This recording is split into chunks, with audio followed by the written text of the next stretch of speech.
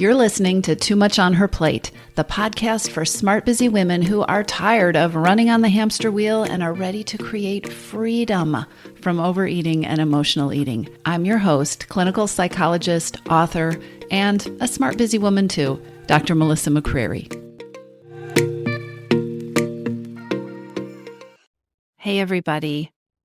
Today, I want to talk with you about the accumulation of advice, recommendations, rules, systems, all the things that have accumulated in your brain that people have told you or preached to you over the years that you ought to be doing if you want to change your habits with food.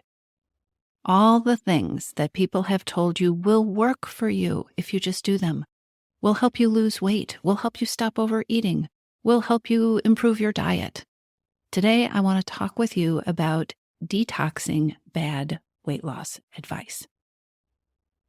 I decided to record this episode after a very unfortunate conversation I had a couple of weeks ago, and I will share more about that later, because I think it is really important for us to become aware of all of the stuff, all of the communication that we have taken in over our lifetimes around what our relationship with food should be, what it should look like, and also messages that we have received about what might possibly be wrong with us if we don't have the relationship with food that the advice giver has decided that maybe we should have.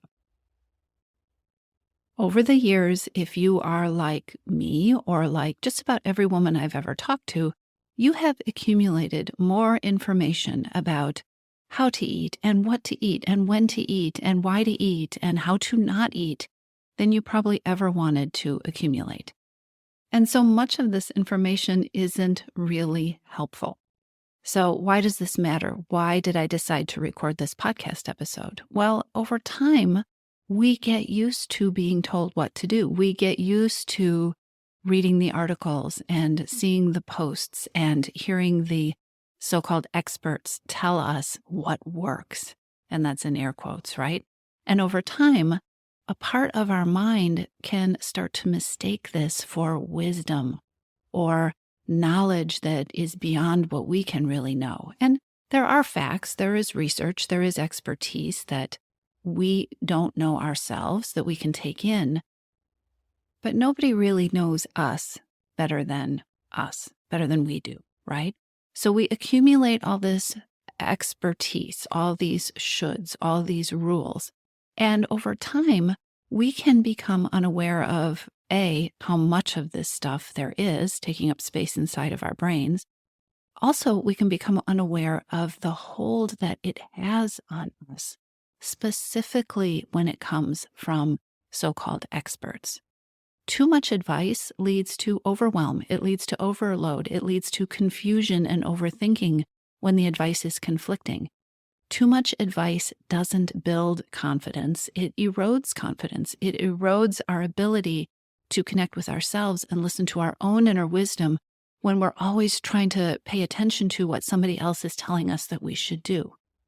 Much of the advice around how to eat or how to change your eating or why you're overeating or why you should be doing it differently, much of that advice comes with a pretty substantial side order of blame.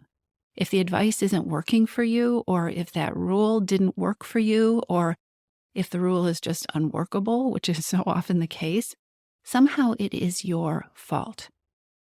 So much of the advice is steeped in deprivation mentality and diet mentality. And like I said, there is often hidden or sometimes very overt self-blame. The idea that if it didn't work, you didn't try hard enough. You're kidding yourself. You're not being honest with yourself. You're not really motivated. And this unhelpful advice almost always neglects the truth that you're a human being, a complex human being, and that there is a reason. There's a reason all overeating and emotional eating happens. And you can come up with the best plans for managing food in the world. And most of this advice, honestly, is not about, it doesn't come from the best plans. But even if you have the best plans, if you are not attending to the reason that the overeating or the emotional eating is happening, the reasons, then you're fighting an uphill battle.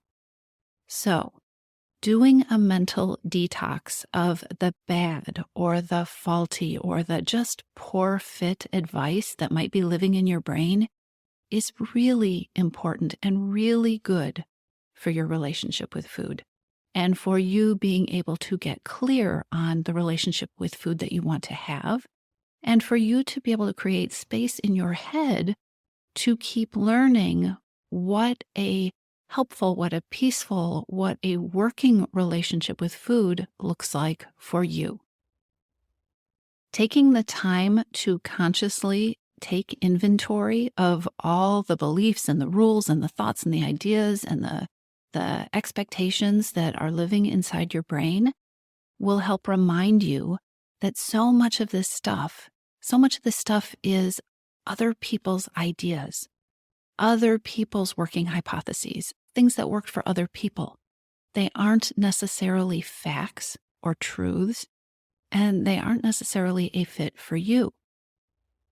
Taking inventory of things you're telling yourself would work if only you or if only your life were miraculously different, that also is really important, because guess what? You are you, and this is your life. And I would bet you if there was a way, if this was like cleaning out your garage and we could just pull out all these thoughts and beliefs, there are a number of them.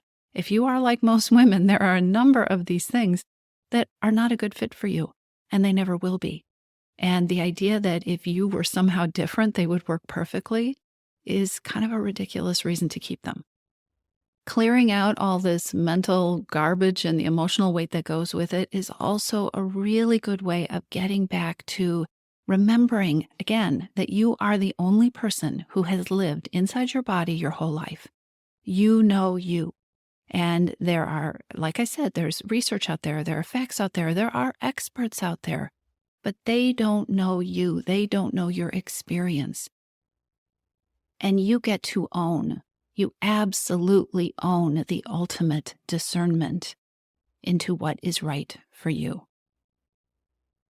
That is something that only you get to do. But we forget that in the midst of deprivation mentality and diet mentality and the whole way that the system is set up to blame yourself if something isn't working, instead of taking a step back and taking a look at whether you want to detox that information because it is not a fit for you.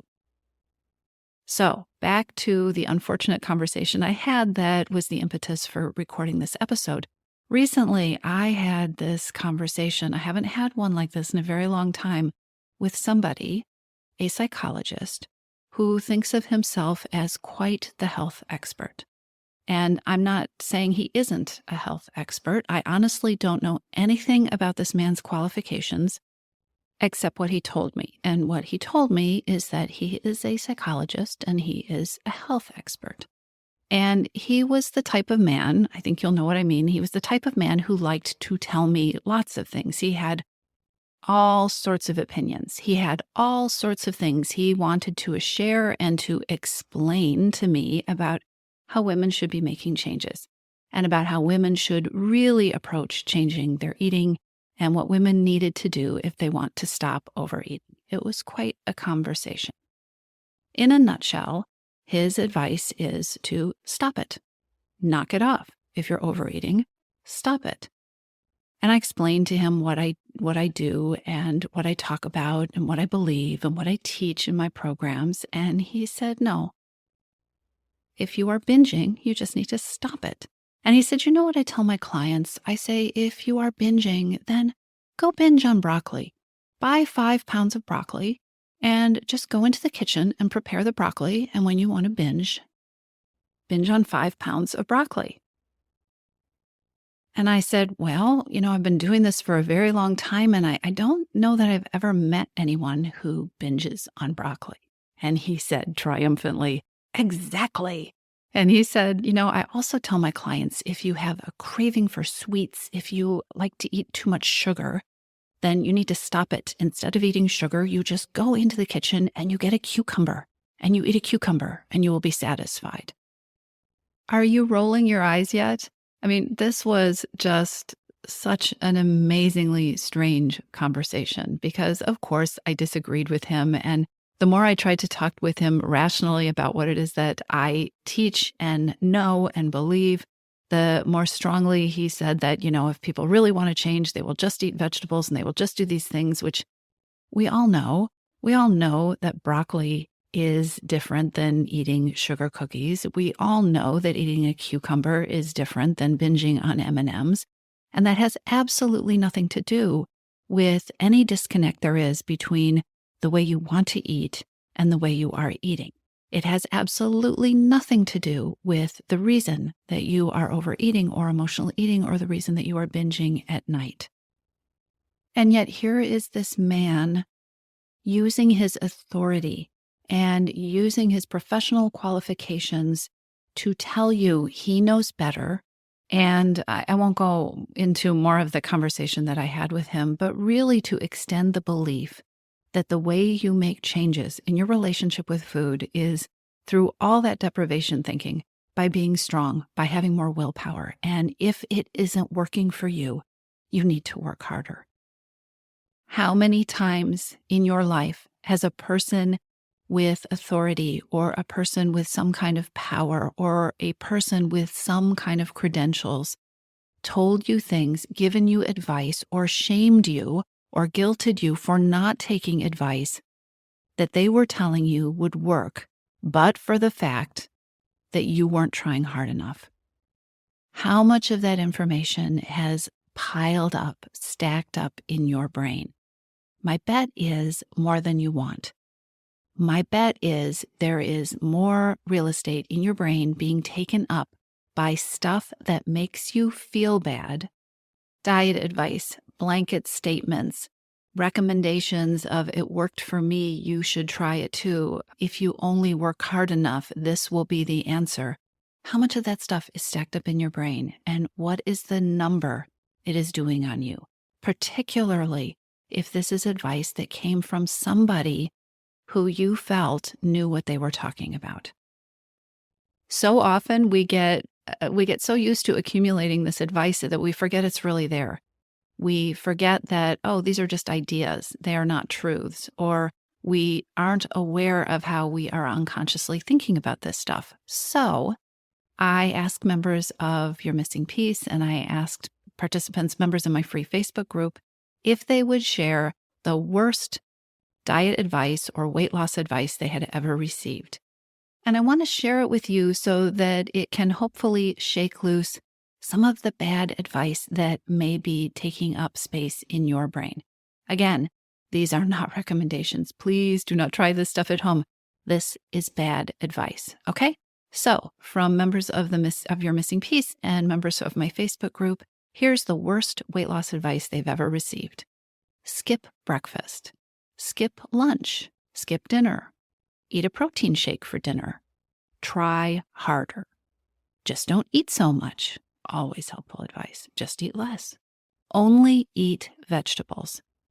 Drink water, lots of water before you eat. Carbs make you fat. You can't lose weight after menopause. Just accept it. Just get used to it. This is your new reality. As long as you exercise, you can eat whatever you want. Eat high fat, low carb. Fat makes you fat. High protein, low carb, that's the way to go. Forget meals. Replace them with shakes. That usually has an exclamation point at the end of it. Build in a cheat day. Side note, who wants to build a relationship with food that you have to cheat on? I don't. No flour, no sugar. You're not working hard enough. Work harder. Oh, here's a good one. Cocaine will take the weight off in no time. No snacking between meals. Always plan small snacks between meals. Just eat less, move more. It's really very simple. Don't forget the cayenne pepper lemon juice cleanse or the apple cider vinegar approach. Drink green juice for 3 days. Drink only green juice for 10 days. Oh, wait, no, drink green juice, only green juice for 14 days. Don't drink juice. Juice is bad. Have more discipline. If you crave sweets, eat a cucumber. I had to put that one in there. Here's a popular one. Follow this extreme set of guidelines perfectly for 30 days. But if you make one misstep, you have to start completely over again. The clock starts over. All that matters are calories. Weigh yourself religiously. Smoke. Oh, you have to eliminate all junk food. Don't take any food off the table. You have to have variety. Ugh. You guys, there's so much. And I hope as you're hearing this, you're starting to realize some of the garbage that's in your own head. In your missing piece, where I work with members over 6 full months to create a new relationship with food and freedom from overeating, we start by taking your power back. And the first piece, or an important first piece of that, is taking your power back from shoulds, from self-blaming rules that don't work, from arbitrary advice, in air quotes, from plans that don't work and that overwhelm you or that deplete your energy or that deplete your confidence or your joy. One step in taking your power back that you probably haven't been taught before is doing a mental detox. You can do it too. It's simple. Write down all the thoughts you have in your brain about how you are supposed to eat or what you should be doing to get the results that you want. Write them down. Go wild. Just get it all out on paper. Give yourself permission to delete the ones you know will never fit you. Eliminate the ones that feel bad. Eliminate the ones that have never worked. It isn't true that you need to eat in a way that makes you miserable or stressed or leaves you hungry if you want to stop overeating. In fact, it is the opposite that's true. Give yourself permission to let go of what doesn't work. Give yourself permission to let go of any of the self-blame and the guilt and the frustration that has come from trying to do the impossible. This is one of the best things you can do to begin creating peace and freedom and a relationship with food that will support you forever. Start with the mental detox. Take your power back. Create some space in your brain so that you can stop trying to do the stuff that takes too much effort, creates stress and overwhelm, and so that you can start learning about what really, truly works for you. I'll talk to you soon. If you're ready to lose your overeating and emotional eating habits, and you are ready to step into a relationship with food that fits you, one that doesn't rely on willpower and deprivation, then now is the time to join your missing piece. Enrollment is open, and this is the perfect time to join me. Go to toomuchonherplate.com/freedom, or just click on the link in the show notes. Your Missing Piece is the program where I show you step-by-step how to create freedom from overeating with a unique combination of psychologist-designed, personalized work with me, coaching, and smart strategy. You'll learn how to reclaim your power, ditch the diets, and create results that are built to last. Check it all out at toomuchonherplate.com/freedom, and I'll see you inside.